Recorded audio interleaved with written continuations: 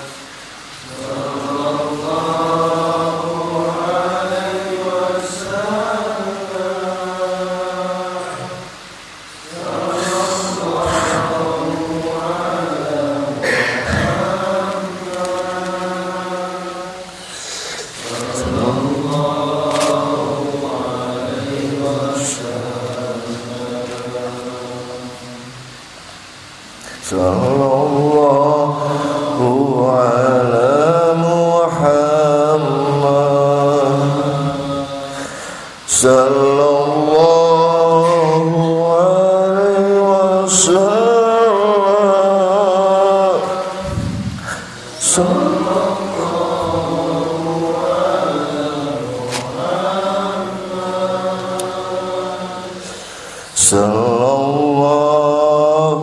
alaihi wasallam.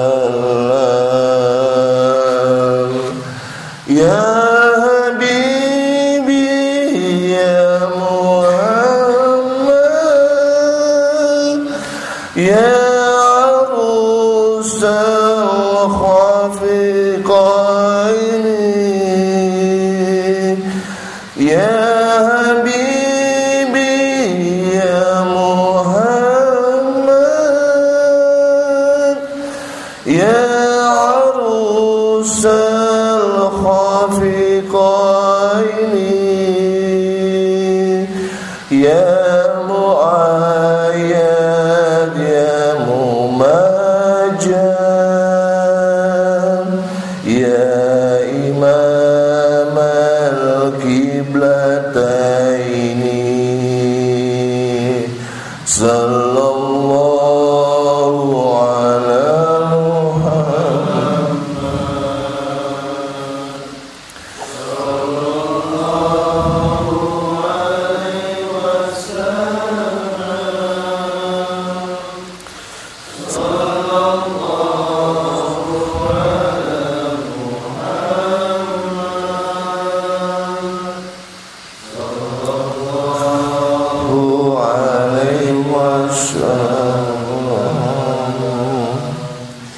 Anta samsun anta badrun, anta nurun fawqa nuri, anta samsun anta badrun, anta nurun fawqa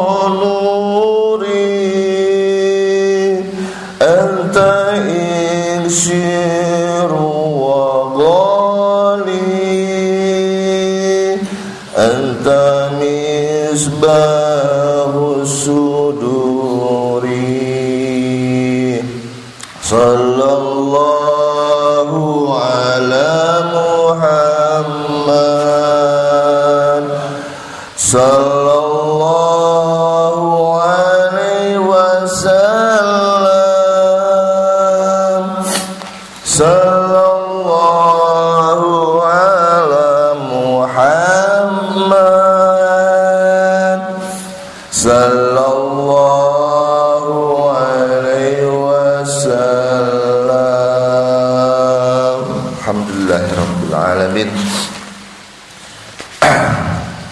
Bapak Ibu yang dirahmati Allah Subhanahu wa taala, sesungguhnya selawat Nabi ini banyak manfaatnya ya. Seperti Allah membukakan 70 pintu rahmat kepada umatnya yang suka bersolawat, serta Allah meninggikan derajatnya bagi umat-umatnya yang suka bersolawat, dan Allah tanamkan kolbu di dalam hatinya, kelapangan kolbu di dalam hatinya. Insya Allah kita mendapatkan itu semua. Amin ya rabbal alamin. Bapak Ibu yang dirahmati Allah Subhanahu wa taala, sesungguhnya sebelum kita masuk ke tema, kita berniat untuk ke masjid ini, berjalan ke masjid untuk melaksanakan sholat subuh berjamaah. Terdapat beberapa keutamaan jika kita melangkahkan kaki kita ke masjid. Al-Fakir ingin mencoba memberikan sedikit penjelasan tentang apa saja yang didapatkan ketika kita berjalan untuk menuju ke masjid, dan apa aja yang didapati pahala ketika kita melaksanakan sholat qobliyah subuh, dan apa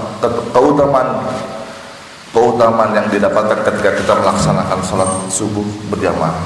Sedikit sebelum kita menuju ke tema ini juga perlu saya sampaikan untuk memberikan semangat kepada jemaah sholat subuh, bahwa banyak faedah dan keutamaan ketika kita melangkahkan kaki masjid, melaksanakan sholat subuh berjamaah, subuh luar biasa. Insya Allah bermanfaat buat kita semua, amin.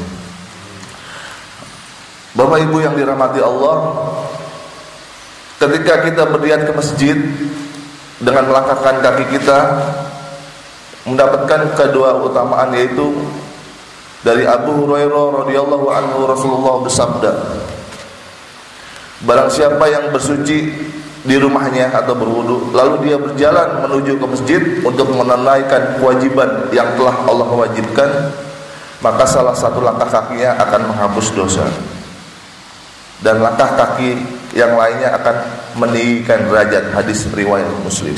Masya Allah, langkah kaki kita aja tuh Allah sudah mengangkat derajat kita. Dengan hakul yakin bahwa kita tujuannya adalah ingin melaksanakan sholat perintah Allah, maka ditinggikan derajat kita, serta Allah akan menghapus dosa-dosa kita semua, amin ya rabbal alamin. Ketika kita sampai di masjid, biasanya kita melaksanakan sholat qobliyah subuh ya. Di sini diterangkan di hadis riwayat Muslim dari Ummul Mukminin Aisyah radhiyallahu anha bahwa melaksanakan sholat subuh qobliyah 2 rakaat sholat sunnah subuh lebih baik daripada dunia akan segala isinya. Ini biasa sudah pernah disampaikan, cuma terkadang perlu kita beri diulang-ulang kembali biar semakin kita berpikir, semakin kita bersemangat untuk melaksanakan sholat. Ini baru sholat sunnah subuh qobliyah. Dunia seisinya, bayangkan juga. Kalau Allah melihatkan pahala-pahala kita, maka orang-orang sakit pun yang sekarat pengen berlari. Ini seperti apa ya? Luar biasa sekali. Pahala sholat sunnah qobliyah ini lebih baik daripada dunia dan segala isinya.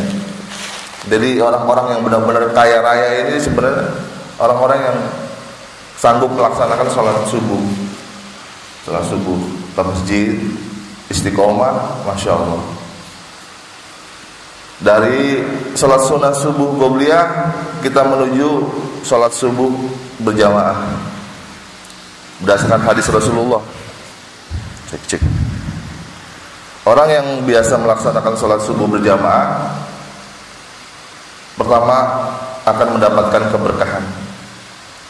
Hadis riwayat Abu Daud, Tirmizi dan Ibnu Majah. Rasulullah mendoakan umatnya yang melaksanakan sholat subuh berjamaah agar mendapatkan keberkahan ketika melakukan aktivitas di pagi hari. Insya Allah, kalau Rasul sudah mendoakan umatnya ketika sholat subuh diberikan keberkahan, maka insya Allah yang akan kita laksanakan segala aktivitas tidak akan ada yang namanya kesulitan, akan selalu diberikan kemudahan sesuai apa yang kita inginkan di dalam doa. Pertama itu adalah mendapatkan keberkahan tuh, orang yang melaksanakan sholat subuh berjamaah. Kedua, keutamaan dari sholat subuh berjamaah yaitu mengantarkan umat Islam menuju pintu surganya Allah. Diriwayatkan dalam hadis Bukhari, Rasulullah bersabda, barang siapa yang mengerjakan sholat barda'in atau sholat sebelum terbitnya matahari dan sebelum tenggelamnya matahari, yaitu sholat subuh dan asar, maka dia akan masuk surga. Di sini diriwayatkan seperti ini, Bu, mengantarkan umat Islam menuju pintu surga kalau kita benar-benar menjaga dalam sholat subuh. Dan ketiga, menjadi penghalang masuknya neraka. Rasulullah SAW bersabda, tidaklah akan masuk neraka bagi orang-orang yang melaksanakan sholat sebelum terbitnya matahari dan sebelum tenggelamnya matahari. Ini keutamaan yang ketiga. Keutamaan yang keempat adalah pahala seperti sholat semalam penuh. Diriwayatkan dari hadis riwayat Muslim dari Utsman bin Affan, Rasulullah SAW bersabda, barang siapa yang melaksanakan sholat isya berjamaah, maka dia seperti melakukan sholat setengah malam. Dan barang siapa yang melakukan sholat subuh berjamaah, maka dia seperti melakukan sholat malam sepanjang waktu pada malam itu. Jadi sungguh sangat banyak sekali faedah-faedahnya ketika kita melaksanakan sholat subuh berjamaah sepanjang waktu. Jadi ini apa nih? Seperti melakukan sholat malam sepanjang waktu. Faedahnya luar biasa ini. Yang kelima, keutamaan sholat subuh berjamaah, kita berada dalam jaminan Allah Subhanahu wa taala. Rasulullah sallallahu alaihi wasallam bersabda, barang siapa yang sholat subuh berjamaah, maka dia akan berada dalam jaminan Allah Subhanahu wa taala. Coba Pak Bu, kalau kita berada dalam jaminan Allah, maka kita tidak akan takut yang namanya kesulitan dalam hidup. Kita tidak akan takut yang namanya bahaya-bahaya yang sering mengancam pada kehidupan saat ini. Kalau kita selalu istiqomah dan berdoa, maka pasti Allah akan menjamin hidup kita akan terjaga. Amin ya rabbal alamin. Kalau Allah sudah menjamin, sudah menjaga, ya kita tinggal jalani aja hidup ini, berdoa, berusaha, insya Allah akan diberikan kemudahan. Terus yang keenam, orang yang sholat subuh, keutamaan sholat subuh berjamaah, yaitu yang keenam, mendapatkan cahaya yang sempurna pada hari kiamat. Di sini dari Buraidah Al-Islami radhiyallahu anhu, Rasulullah sallallahu alaihi wasallam bersabda, sampaikanlah berita gembira kepada orang-orang yang berjalan pada saat gelap menuju ke masjid dengan cahaya yang sempurna kelak pada hari kiamat. Jadi sangat sungguh luar biasa ini, orang-orang yang melaksanakan sholat subuh berjamaah akan mendapatkan cahaya yang sempurna pada hari kiamat. Ini sabda Rasul ya. Jadi sampaikanlah berita gembira kepada yang berjalan pada saat gelap menuju ke masjid dengan cahaya yang sempurna kelak pada hari kiamat. Hadis riwayat Abu Daud dan Tirmizi. Dan ketujuh, orang yang suka sholat berjamaah ke masjid pada saat subuh sungguh disaksikan oleh para malaikat. Ini kita lagi disaksikan Ibu oleh para malaikat. Dari riwayat Abu Hurairah radhiyallahu anhu, Rasulullah sallallahu alaihi wasallam bersabda, malaikat bergantian melihat kalian pada siang dan malam. Para malaikat itu bertemu di saat subuh dan asar. Ketika malaikat naik ke langit, maka Rabbnya bertanya, hai malaikat, apa yang dikerjakan pada hambamu pada saat itu? Dan malaikat menjawab, hambaku sedang melaksanakan sholat. Nah, jadi kita yang istiqomah ke masjid, malaikat tuh terkadang mencatat orangnya ini lagi gitu kan, pasif lagi gitu kan. Masya Allah. Jadi terkenal di langit tuh pasif. Jadi kalau pasif udah ini, wah pasif udah gitu kan. Ya, jadi seperti itu disaksikan oleh para malaikat. Jadi kita benar-benar semoga menjadi hamba-hamba Allah itu harus benar-benar mengetahui ilmu faedah-faedah ketika kita menjalani ibadah. Kedelapan, orang yang suka melaksanakan sholat subuh utamanya terhindar dari sifat munafik. Jadi tidak ada sholat yang lebih berat dilaksanakan bagi orang-orang munafik daripada sholat subuh dan isya. Hadis riwayat Muslim tuh.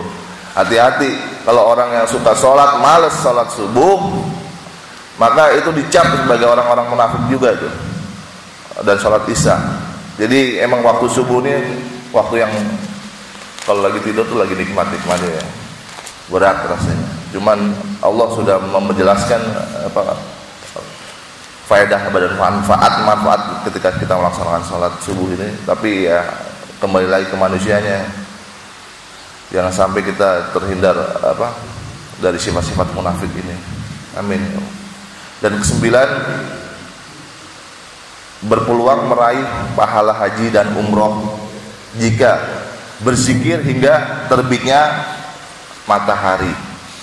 Dari Anas ibnu Malik radhiyallahu anhu, Rasulullah bersabda, barang siapa yang sholat subuh berjamaah, kemudian dia duduk dan berzikir. Ini kita lagi duduk dan seperti orang berzikir nih Bu, di majelis ilmu, hingga matahari terbit, lalu sholat 2 rakaat. Jadi habis ini sholat 2 rakaat nih, sholat syuruk ya, maka baginya seperti pahala haji dan umroh yang sempurna. Tuh. Jadi bila orang tidak mampu untuk naik haji, ya ini aja nih dawam ini. Habis sholat subuh, jikiran, ya kalau ada waktu aja. Kalau kita kerja mah, yang penting habis jikiran pulang lanjut aja, nggak usah pakai nunggu matahari terbit, takut telat, ya nggak? Jadi seperti itu. Duduk, habis sholat subuh berjamaah, duduk berzikir, sabar. Kalau ini kayak saat ini nih, setelah itu melaksanakan sholat suruh, maka pahalanya seperti pahala naik haji dan umroh yang sempurna. Diriwayatkan hadis riwayat Tirmizi. Ke-10, kemenangan dengan melihat Allah pada hari kiamat. Masya Allah. Rasulullah Shallallahu Alaihi Wasallam bersabda, ketahuilah bahwa sesungguhnya kalian akan melihat kepada Rabbmu kalian sebagaimana kalian melihat bulan ini. Jadi kalian tidak terhalang untuk melihatnya bila kalian mampu untuk tidak meninggalkan sholat sebelum terbitnya matahari dan sebelum terbenamnya matahari. Hadis riwayat Bukhari Muslim. Nah, ini ke-10 Bu, Masya Allah. Kalau kita diperlihatkan oleh Allah kelak di hari kiamat, sungguh menjadi hamba-hamba Allah, pilihan Allah itu. Ketika kita dilihatkan kepada Sang Maha Kuasa, Sang Maha Pencipta. Ini faedah dan keutamaan dari sholat subuh berjamaah. Dah, ini 10 ya, sudah selesai. Dan selanjutnya Bu, duduknya di majelis ilmu, Pak. Duduknya kita nih di majelis ilmu, Rasulullah bersabda kepada Ibnu Mas'ud radhiyallahu anhu, wahai Ibnu Mas'ud, dudukmu sesaat di dalam suatu majelis ilmu itu lebih baik bagimu daripada memerdekakan 1000 hamba saya. Tuh. Duduknya kita di majelis ilmu nih, dengar orang ceramah, dengerin aja. Ini pahalanya tuh mendapatkan lebih baik bagimu daripada memerdekakan 1000 hamba sahaya. Ini Rasul yang bersabda. Jadi kalau kita lebih baik daripada memerdekakan 1000 hamba saya, seperti apa itu ya? Kalau satu hamba saya dimerdekakan dengan diberikan uang 1 juta, kalau 1000 udah ada berapa? 1 miliar ya. Berarti kita duduk di sini itu udah mendapatkan 1 miliar pahalanya, insyaallah. Luar biasa sekali. Terus kedua, sungguh keutamaannya sangat besar. Oke Bu, kita lanjut ke tema. Al-Fakir ingin membahas menuju ke tema, yaitu 10 sifat-sifat terpuji atau sifat-sifat kemuliaan. Ya, ini saya akan bahas ketika saya duduk di majelis ilmu, kemudian Ustaz saya membuka kitab kuning ya dari Imam Al-Ghazali. Ketika dia menjelaskan, saya catat. Nah, setelah saya catat, saya sampaikan. Insya Allah bermanfaat untuk kita semua. Ya, karena saya nggak, terus terang aja, kalau sifat huruf gundul ini saya masih lemah ya, belum bacanya masih lemah, jadi saya nggak bisa nyatet gitu kan. Ya, susah. Baca kitab kuning itu udah 3 tahun belajar masih aja. Tapi saya ngambil poin-poinnya aja. 10 sifat terpuji atau sifat kemuliaan. Yang pertama, an-nadamu ala junub. An-nadamu ala junub. Jadi menyesal terhadap perbuatan dosa. Ada nggak ini kira-kira bapak-bapak, ibu-ibu? Ini sifat-sifat kemuliaan Allah itu pertama, menyesal terhadap perbuatan dosa. Nah, mari kita introspeksi, apakah kita berbuat dosa, kita ada rasa menyesal, ya enggak? Sifat terpuji itu adalah lawannya apa? Sifat tercela. Kalau orang terpuji, ketika dia berbuat dosa, di hatinya dia menyesal gitu kan. Dia menyesal, ya kan? Dia selalu mengucapkan istighfar, ya kan? Dengan mengucapkan istighfar dia berupaya untuk meninggalkan perbuatan dosa.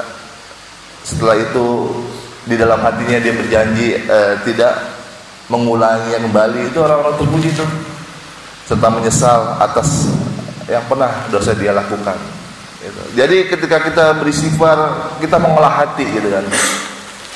Ketika hati kita sudah terbuka, namanya hati kita sudah dilapangkan, maka qalbu, cahaya nur Allah masuk ke dalam diri kita.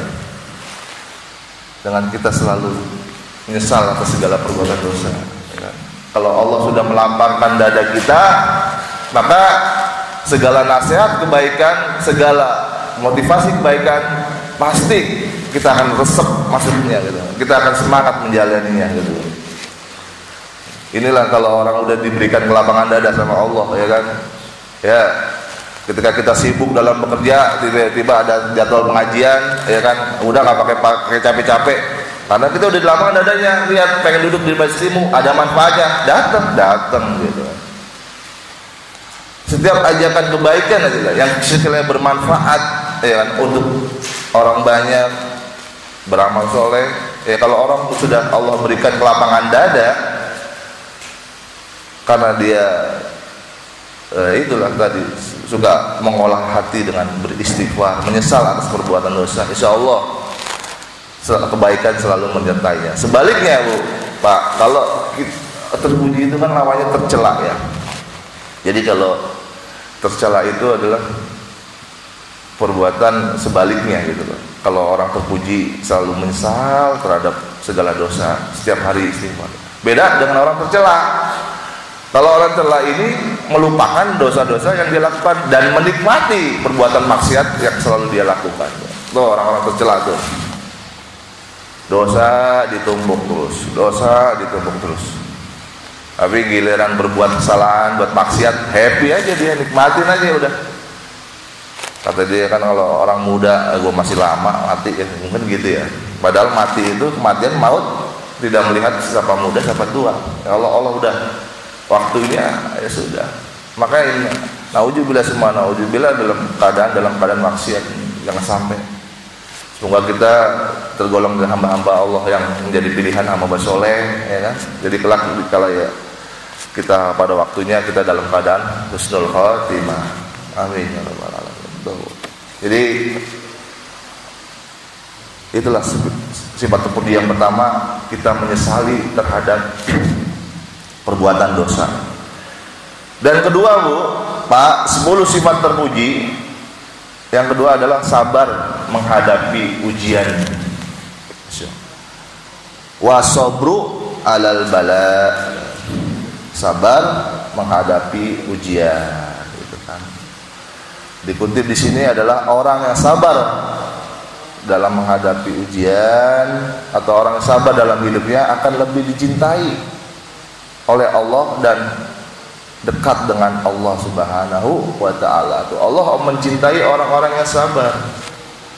Ya kan? Sabar ketika kita dalam, biasanya nih saat inilah ujian hidup pasti kalau nggak dari kesusahan ya sakit, ya kan? Atau orang dagang ini selalu merugi, ya kan? Itu pastilah kita disuruh untuk sabar, ya kan? Berusaha terus berdoa, insya Allah kalau Allah udah cinta sama hambanya ya kan, ketika dia lagi dirundung musibah tapi belum diijabah sama Allah, maka terus berdoa, jangan pernah lelah dalam berdoa. Karena semua itu adalah ada hikmahnya di balik itu semua. Jadi di sini Allah menyuruhkan bagi hambanya untuk bersabar. Kedua, bersabar adalah ladang pahala tanpa batas. Tuh. Orang yang bersabar tuh ladang pahala tanpa batas, ya kan? Emang sakit, jadi orang sabar tuh apa ya? Hati kita tuh ya sedikit-sedikit ada emosi gitu kan. Tapi kalau disuruh sabar banget juga ya enggak. Tapi ya di sini Allah mencintai orang-orang yang sabar. Allah berserta orang-orang yang sabar. sabar menjadi ladang pahala tanpa batas. Bayangin itu, ladang pahala tanpa batas. Orang-orang yang sabar adalah orang-orang yang Allah muliakan. Di dalam surat Asy-Syura ayat 43, dimuliakan oleh Allah. Orang-orang yang sabar membuat kita peka terhadap keagungan Allah.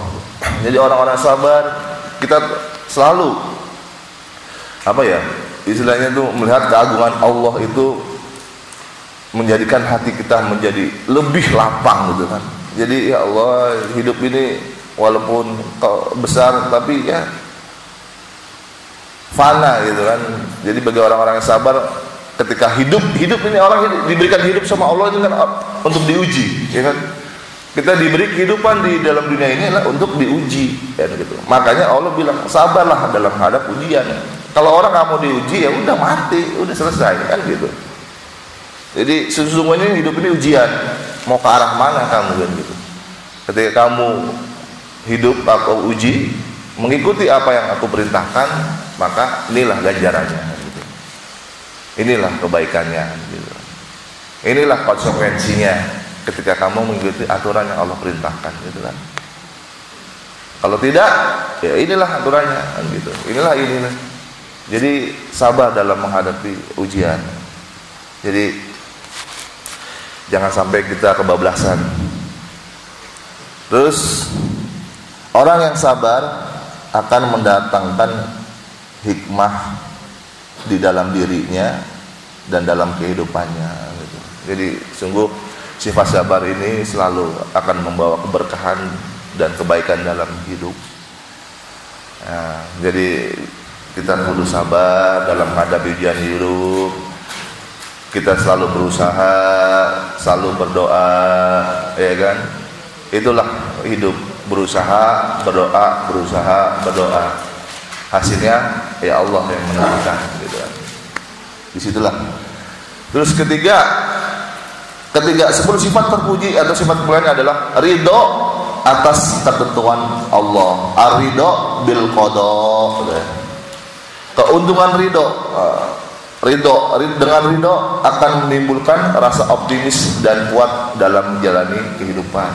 Ridho atas ketentuan Allah, ya kan? Jadi kalau Allah sudah memberi ketentuan pada diri kita, ya hasilnya kita terima gitu. Yang penting kita sudah berupaya sebaik mungkin. Kalau Allah sudah menentukan hasilnya A, ya A gitu. Ya kita jalani aja kan gitu. Itu akan menimbulkan rasa optimis dan kuat dalam menjalani hidup gitu. Janganlah kita suka mengeluh dalam apapun. Kita selalu optimis dan yakin bahwa Allah itu dekat. Maka kita akan menjalani hidup ini dengan baik. Terus ridho wal qada, orang yang berhati ridho, hati menjadi lapang dan dijauhi dari sifat iri, dengki dan hasad. Orang yang berhati ridho, hatinya akan menjadi lapang dan dijauhi dari sifat iri, dengki. Ya itu. Kalau kita udah lapang, hati kita sudah dilapangkan, maka ya tadi segala kebaikan ini mau jadi motivasi kita, ya kan?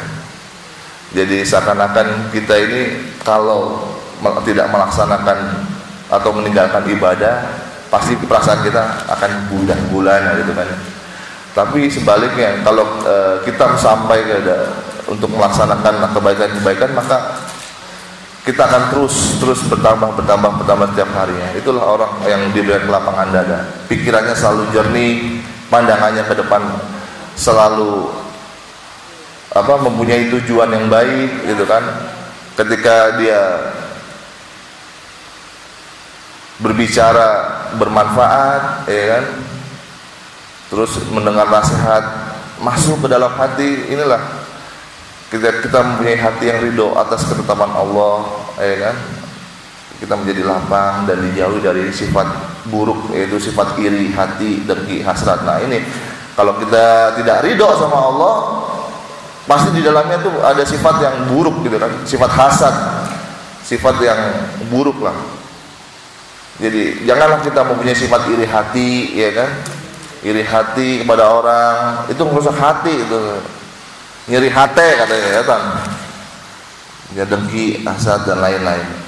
Dan selanjutnya ridho akan menumbuhkan sikap husnuzon atau prasangka baik terhadap ketentuan Allah, sehingga kita diberikan keteguhan iman dan amal soleh. Tuh, kita punya sikap ridho, ya kan, akan menumbuhkan sifat husnuzon terhadap Allah, sehingga diberikan hati kita untuk keteguhan iman dan amal soleh.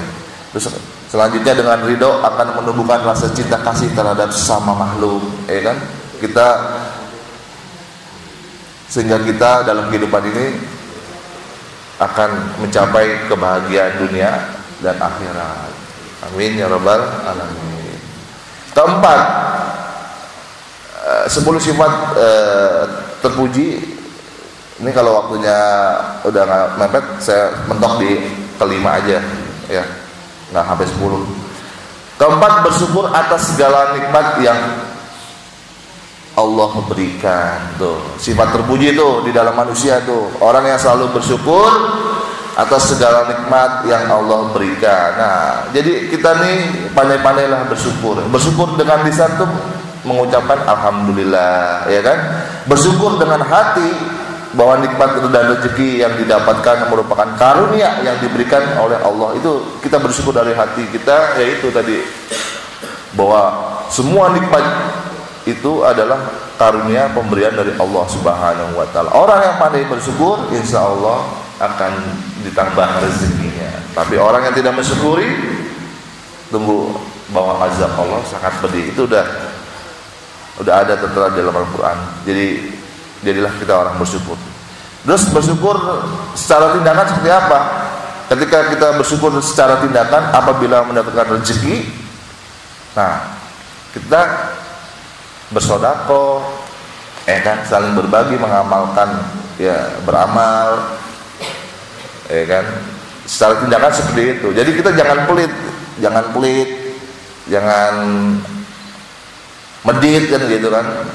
Itulah cara mensyukuri secara action. Jadi kalau punya harta tuh jangan dipendam, ntar kayak Korun, ya kan.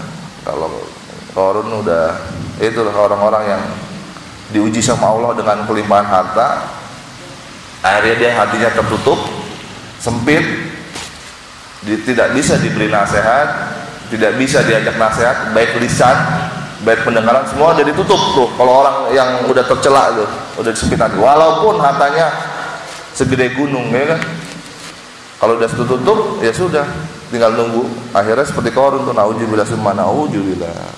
Makanya bersyukur dengan tindakan tadi, kita bisa saling berbagi, itu akan menumbuhkan rasa cinta kasih pada makhluk dan mengharapkan mendapatkan ridho kita dari Allah Subhanahu wa taala. Terus bersyukur merawat kenikmatan seperti menjaga kesehatan yang Allah telah berikan tuh. Jadi bersyukur terhadap badan kita nih, jasmani kita bisa merawat badan kita, ya kan? Jangan sampai, bagaimana badan kita terjaga biar kita bisa tidak sakit. Pertama, tidur yang cukup. Nah, itu. Tuh, bersyukur atas nikmat yang Allah berikan tuh, kesehatan kita. Kita tidur dengan cukup, ya kan? Makan jangan telat, gitu. Terus hati kita diolah dengan zikir. Ini bersyukur atas nikmat Allah nih. Gitu. Jadi kalau orang yang nggak bersyukur, sama aja menzalimi diri sendiri. Suka bergadang, telat makan, ya kan? Tidak pernah berzikir. Nah, itu orang-orang yang hati-hati, yang hatinya tidak pernah bersyukur dan tercela. Jadi semoga kita selalu menjadi hamba-hamba yang bersyukur pada Allah. Amin ya rabbal alamin. Dan yang terakhir nih,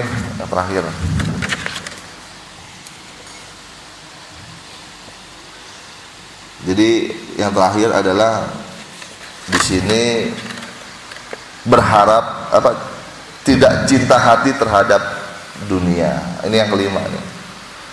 Jadi kita tidak boleh disuruh untuk cinta terhadap dunia. Kita boleh mengejar dunia, gitu kan, untuk mencari nafkah, tapi jangan sampai cinta terhadap dunia. Hubud dunia. Rasulullah bersabda, akan datang suatu masa umat lain akan merebutkan kamu ibarat orang-orang lain memperebutkan makanan dalam hidangan. Sesungguhnya jumlah kamu pada waktu itu banyak, tetapi kualitas kamu ibarat buih di atas lautan. Jadi kalau orang-orang yang dicinta dunia ini akan menganggap dunia ini sebagai tujuan utama, ya kan? Ketika menganggap dunia ini sebagai tujuan utama, maka akhirat ini yang aja dilupakan. Jadi yang dikejar dunia aja tuh kalau orang cinta dunia, ya kan? Kalau dikejar dunia, ya kan? Kalau Allah tidak redho, saya tadi bilang, mau dapat segunung pun ujung-ujungnya habis, kan gitu. Maka hati-hati dengan hubud dunia ini. Kita boleh mencari duit, cari nafkah, tapi kita harus seimbang dengan perbuatan yang Allah sudah berikan. Kita diberikan waktu 24 jam, ya kan? 8 jam untuk bekerja, 8 jam untuk tidur, 8 jam lagi untuk apa? Yaitu untuk laksanakan ibadah, bersilaturahmi, dan lain-lain. Kalau kita seimbang, insya Allah kehidupan kita akan mendapatkan selalu jaminan dari Allah Subhanahu wa Ta'ala. Jangan sampai menganggap dunia ini sebagai tujuan utama. Dan kedua itu adalah kalau kita hubud dunia akan menghalalkan segala cara dalam mencari harta. Ya itulah Bu, kalau orang mengejar dunia, mengejar harta, kalau dia ya itu yang kejar dunia itu apa aja dihalalkan, gitu kan. Mau korupsi kayak, ya kan, biar dagangannya laku, pedukun gitu kan, apa aja dihalalkan segala cara. Kalau orang udah ngejar dunia, nggak mikirin dah sugihan segala macem, tetek bengek, itu udah disamakan. Janganlah kau hubud dunia, sesungguhnya hubud dunia itu akan menjerumuskan. Kita boleh mengejar dunia. Ada pepatah mengatakan, kejarlah akhiratmu maka dunia akan mengikutimu, gitu. Jangan kau kejar dunia, akhirat nggak bakal ngikutin, gitu. Jadi utamakan dulu, prioritaskan akhirat, maka dunia akan mengikutinya, kan gitu. Jadi orang yang hubud dunia itu pasti sifatnya itu buruk, kikir, pelit, serakah, rakus, sampai akhirnya dia kufur nikmat, ya kan? Jadi tidak bersyukur orang yang hubud dunia itu. Dapat 1 miliar kurang, pengen 2 miliar buat dirinya dan keluarganya, sehingga akhirnya dia lupa atas memberikan Allah yang sudah memberikan nikmat. Dia lupa menyampaikan pada orang-orang yang berhak, gitu kan. Jadi jangan sampai kita hubud dunia, tapi harus seimbang lah antara dunia dan akhirat, gitu kan. Karena dunia ini sementara, sesungguhnya kehidupan abadi kelak ada di akhirat. Sehingga semoga kita menjadi hamba-hamba Allah yang soleh, dan Allah selalu memberikan perlindungan dalam hidup kita, dan Allah selalu melapangkan dada kita semua yang hadir di sini untuk selalu berada dalam ketaatan kepada Allah Subhanahu wa Ta'ala, sehingga kelak di akhir hayat kita membawa keimanan dan menjadi husnul khatimah dalam ridha Allah Subhanahu wa Ta'ala. Dan kelak di yaumil akhir kita akan dipertemukan oleh Nabi Muhammad SAW di Telaga Kausar, ya kan? Enak gak tuh jadi orang-orang yang bertakwa. Udah ya, jadi waktu sudah menunjukkan pukul 6. Mohon maaf atas bila ada kesalahan kekeliruan dalam pengajian pada pagi hari ini. Sesungguhnya Al-Fakir masih belajar, masih banyak perlu mendengarkan dari guru-guru saya ini nih, Ustaz Arswani, Ustaz Lawannya yang istilahnya ilmunya sudah matang ya, ilmunya udah tua, lagi enak-enaknya dimakan kalau kita sebagai jemaah untuk mendengarkan Ustaz Farhan, Ustaz Endar. Jadi sungguh mulia bagi orang-orang yang memberikan pembelajaran dalam ilmu. Karena apa? Ilmu itu sangat bermanfaat dalam kehidupan ini. Jadi ibaratnya itu agama tanpa adanya ilmu ibarat rumah tanpa fondasi, ya. rumah nggak ada fondasi maka akan rubuh. Begitupun juga orang beragama tanpa adanya ilmu tidak ada semangat dalam berbuat kebaikan. Jadi dia cuma ya ngikutin alur aja gitu kan, tidak ada motivasi diri. Jadi sungguhlah orang-orang yang cerdas, orang-orang yang selalu ingin lapar akan segala ilmu gitu kan. Jadi sangat bermanfaat sekali dalam kehidupan ini. Dan itu aja Bu, Bapak yang bisa saya sampaikan. Kurang lebihnya mohon maaf. Kesalahan datangnya dari saya dan kebenaran hanya milik Allah Subhanahu wa taala. Wa alfu minkum billahi taufiq wal hidayah. Assalamualaikum warahmatullahi wabarakatuh.